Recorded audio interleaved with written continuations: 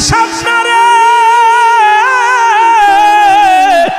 তাওরাত কিতাবের পণ্ডিত আমি হারেস মুহাম্মাদের সঙ্গে নূরের নবী রাহমাতুল লিল আলামিনের সঙ্গে বেয়াদবি করার কারণে তার নামটা আমি তাওরাত কিতাব থেকে কাটার কারণে আজকে আমি গুইশান হয়ে গেছি।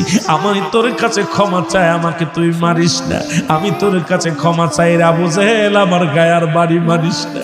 আমি সহ্য করতে পারি না, মারবি। আমার নবীর কাছে ক্ষমা চাওয়ার পরে আমার নবী যদি ক্ষমা করে দেয় এরপরে আমাকে দুনিয়া থেকে বিদায় কর।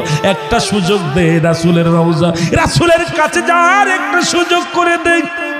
আবু জেহেল ডাকতে লোকজনের বলে, তোমরা কে কোথায় আছো? লাঠি নিয়ে আসো।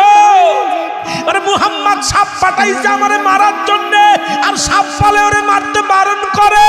একে তো সারা যাবে না, জলদি আয়, লাঠি নিয়ে আয়।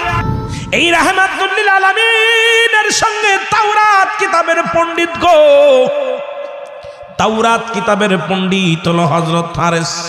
নাম কি? উনি ছিল কোরআনের হাফেজ। আমাদের দেশে অনেক হাফেজ সাহেব এখন পণ্ডিতগিরি করে। করে কি করে? কথা কয় না। এ তো বাবা ওই কিতাবের তাওরাত কিতাবের পণ্ডিত। তাওরাত কিতাব নাজিল হলো হযরত মুসা আলাইহিস সালামের কাছে। এই কিতাবখানার মধ্যে আমার নবীর নাম। কার নাম? আমার নবীর নাম। বন্ধু